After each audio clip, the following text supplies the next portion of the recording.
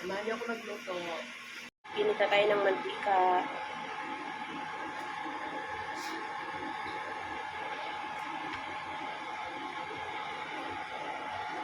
Ilagay ko na yung aking used oil.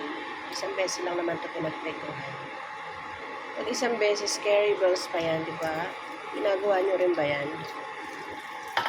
Sayang naman kasi mali, hindi pa ganun kalabo. Initan lang natin uli ang mantika bago natin ilagay yung isa para hindi siya tuloy.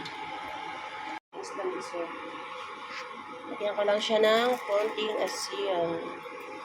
At imekos-mekos natin to. So, ayan. Guys, nilagay ko na yung ating isda. 6 na piraso lang naman yan. So, hatiin natin. Yun lang ang kasi sa kawali. So, mag-slice lang ako ng sibuyas, bawang, and then kamatis natin. Hindi po na yung aking video. Habang mag-sponsor ng isda.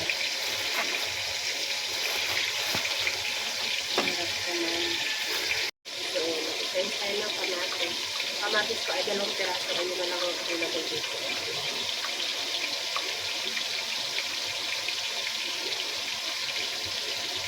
Kamatis. Nalaglag tayo. Bawang.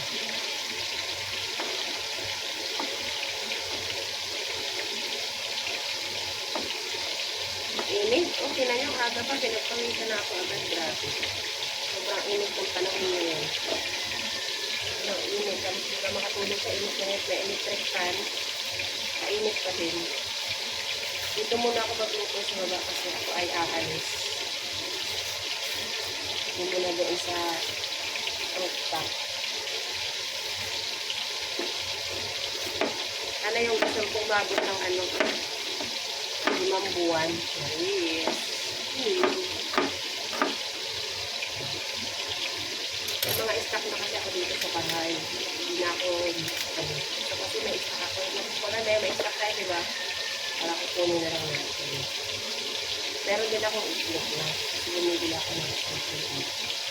Kahit yung ismo lang, pwede na. Importante, itlog pa din.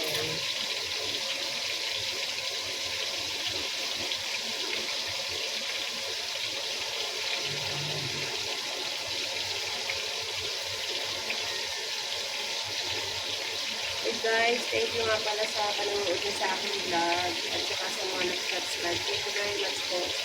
Sobrang appreciate po talaga. God bless sa ating lahat.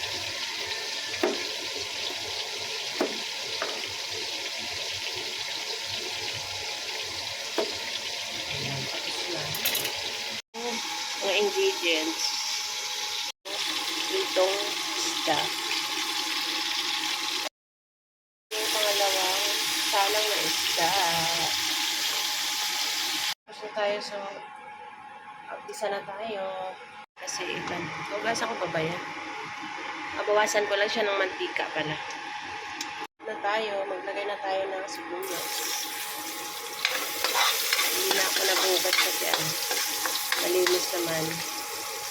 Isin ko lang yung naiwan at tinik. Ayaw niya magpaalis. Ayaw mo naman magpaalis. So, yan.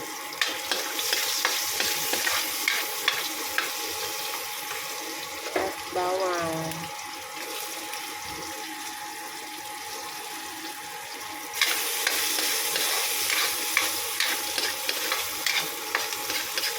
So, disclaimer po ulit, lahat po ng pinapakita ni Mama Jo dito sa pagluluto ay yung everyday lang namin na inuulam. Hindi naman po ako ganun kagaling magluto, pero sinishare ko lang din po. And I think na may ganun. Share lang po ni Mama Jo ito. And then kamatis.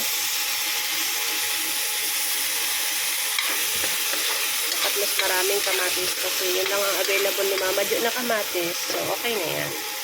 Bigyan na natin ang water. Okay na yan kasi 6 pieces lang naman yan. Okay na. Pakuloy lang natin para lumambot yung ating kamatis. Niluto na rin yung ating tomato or kamatis. Ilagay ko na yung asin. Ayan. Tansyahin ko muna baka umalat naman. And then magic sarap. Baka naman Tsaka pamintang powder. At haluin natin. At timplahan ko muna. Ayun, okay na. Buti na lang, di ko inubos yung asin, di ba? Yung ating isda, dahan-dahan lang. Ayan. Oops. Para yung sabaw is manuot din sa ating fish. Diba?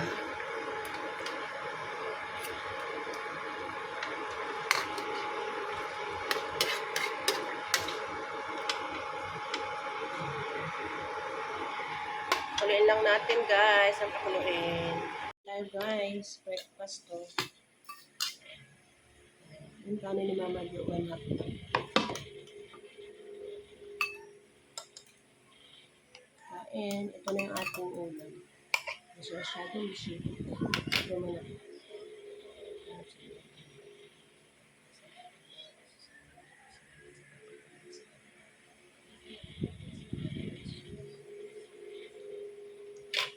Lord. Kain muna tayo.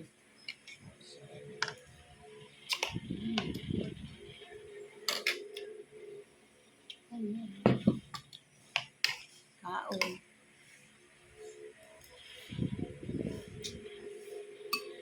Nagluto ako maaga guys kasi alis ako. Vlog ko din yun. Kung saan ako pumunta. Kung saan ako pupunta.